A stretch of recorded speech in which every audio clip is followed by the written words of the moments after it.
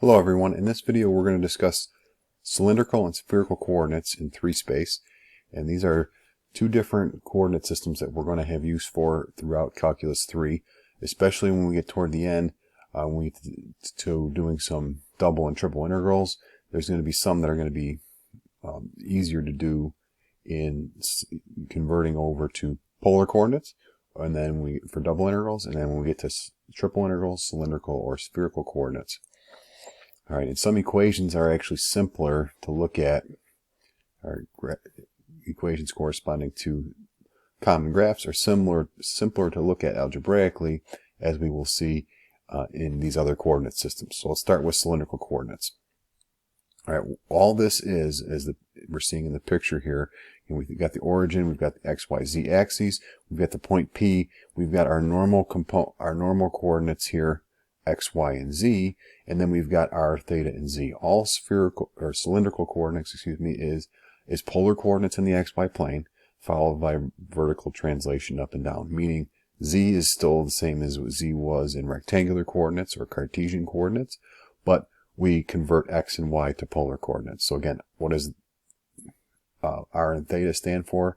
In the xy plane, r is the distance from the origin out to your point in the xy plane. So if we're taking the point P in 3 space, we're going to project it down onto this point here in the xy plane. R is that radial distance. Theta represents the angle from the positive x-axis over. And we are familiar with those conversion formulas, which are based off of trigonometry in the Pythagorean theorem. We've seen these before in our previous work, that x is our cosine theta, y is our sine theta. And notice in the third one there, we've got z is equal z, which is kind of just a weird thing to write down, but that's just emphasizing that z is unchanged. All right, so that's one set. We kind of think about separating these lines out here, where we've got the first set of conversions. Those ones will work good for converting if you're given r, theta, and z, to convert directly to x, y, or z. They also can be useful for converting equations. The other way is to use the Pythagorean theorem and then tangent, and you get that r is equal to the square root of x squared plus y squared. Oftentimes when we're working with equations, though, we're going to more often encounter this expression, x squared plus y squared, and therefore we're going to replace that by r squared, or vice versa. And then the other two we have for involving theta are that tangent of theta is y over x, and then the z is equal z. Just a quick note again about the tangent of theta equals y over x. That's an equation which there's, assuming x is non-zero, that and y is non-zero, that there are infinitely many solutions for, but there only will be one in between 0 and 2 pi. We got to be a little bit careful if we're using inverse tangent, remember, because that will only return an angle in quadrant 4 or quadrant 1 between negative pi over 2 and pi over 2. If our angle's in quadrant 2 or 3, we would need to adjust by adding pi to that to get another solution of that equation, tangent theta equals y over x, but in the appropriate quadrant. All right, so that's it. I don't want to do anything more with this in this video. As far as cylindrical coordinates, we're going to talk about spherical and do some graphing in Maple. Some of the other videos, you're going to see pointwise conversion from rectangular to cylindrical, or cylindrical to rectangular. We're going to move on to talk about spherical coordinates next. All right, spherical coordinates, what you want to think about is, I have a little picture from the OpenStax book here, is a globe with latitude lines and longitude lines. All right, so typically on a globe, 0 represents the prime meridian through London. Okay, the equator we're familiar with, and then we have the latitudinal lines being parallel to the equator, the longitudinal lines being parallel to the prime meridian going through the North Pole and the South Pole. What we want to think about is from the center of the Earth outwards, that represents your radial distance. All right, so in spherical coordinates, we're going to describe how to get from the origin to, so the origin is where our axes meet, out to our point, P. We can do them in the ordinary x, y, or z. We've now learned cylindrical, and now spherical. What does that represent? What does rho stand for? Rho is the radial length from the origin out to that point. Theta, if you thought about projecting this point into the xy plane, theta stands for exactly what it was before, how much of an angle we take from the positive x-axis. Phi is new here. Phi is the angle down from the z-axis. All right, so we've got rho, theta, and phi. are the coordinates in spherical, are the spherical coordinates of the point P.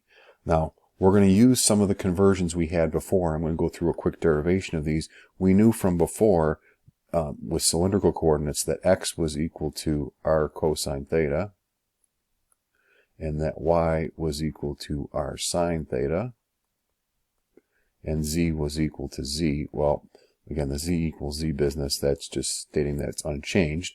But what we're going to do is we're going to put in an expression here for r and then for z using this triangle here that we've got pictured. Notice that this angle right here, I'm just going to draw that maybe in a different color. If this angle is phi, then this angle right here must also be phi. Okay, so let's use this right angle triangle and some trigonometry to write down a couple relationships between the angle phi and the sides of that triangle. Okay, and there's two we can write down. One of them would be the cosine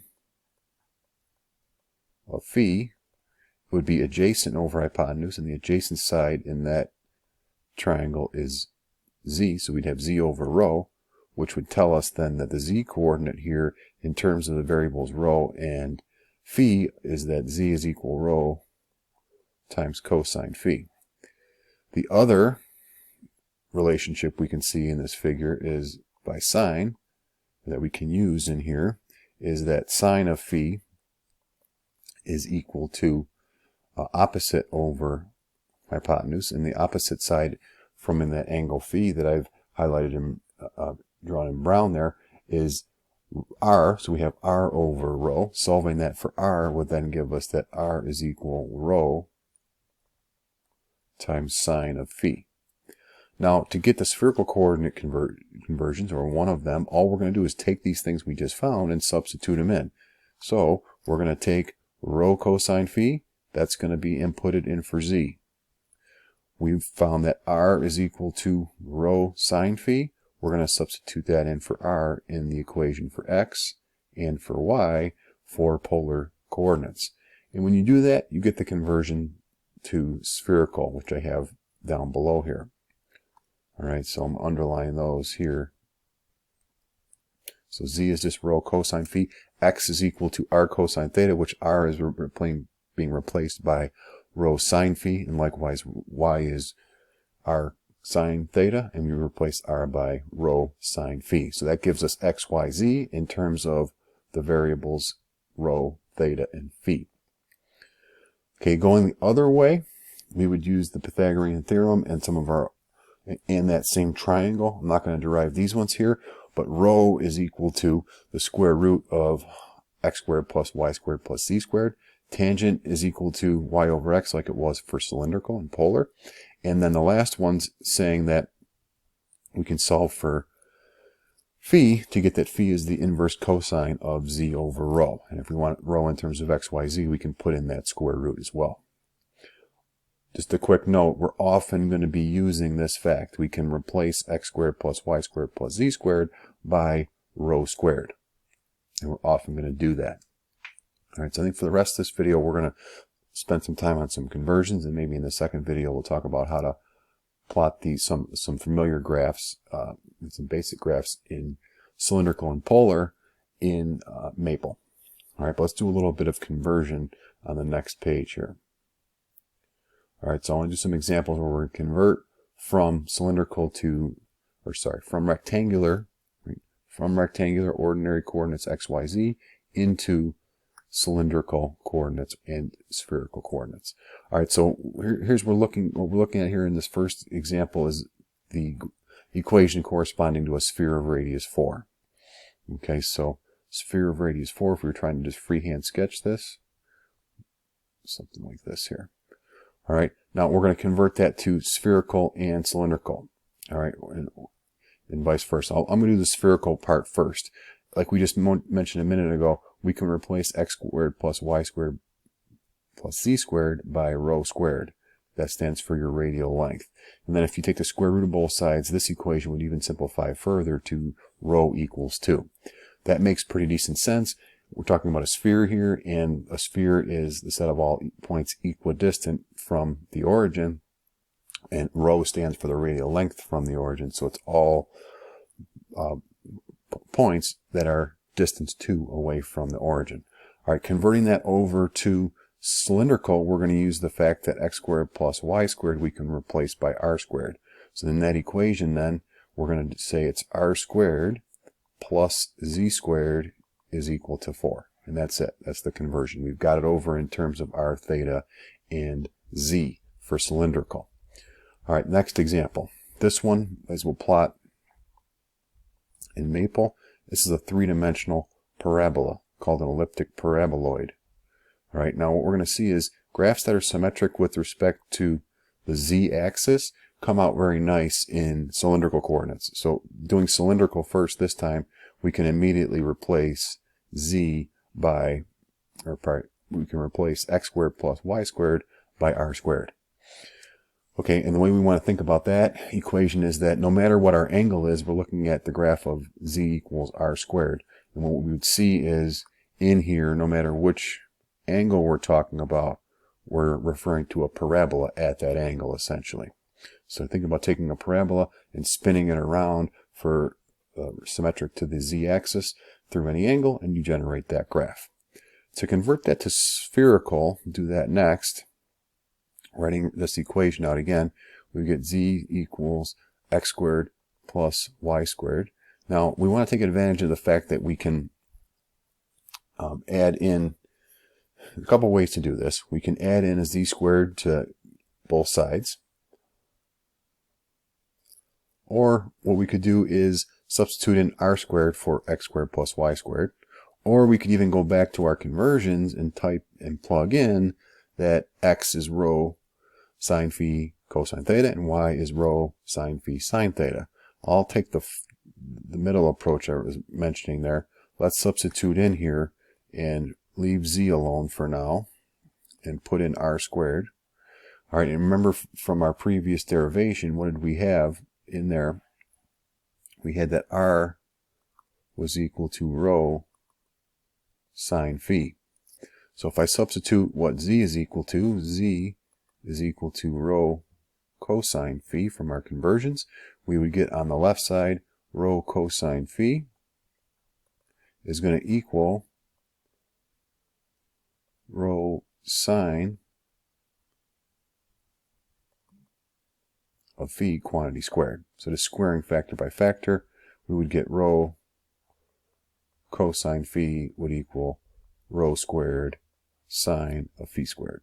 And we could isolate rho in that equation if we wanted to get an equation that has rho in terms of theta and phi. Let's do one more example at least here. This graph turns out to be a cone, and we're going to convert that to cylindrical and spherical coordinates.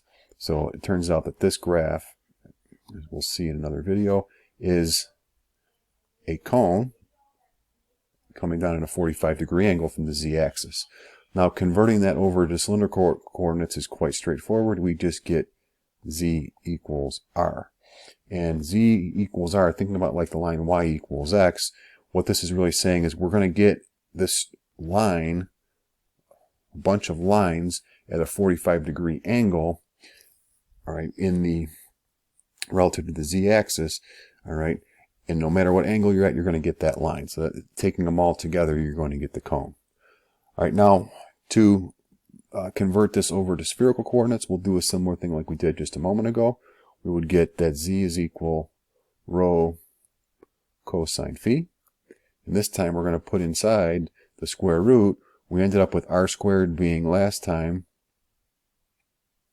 or pardon me, r, remember, was equal to rho sine phi.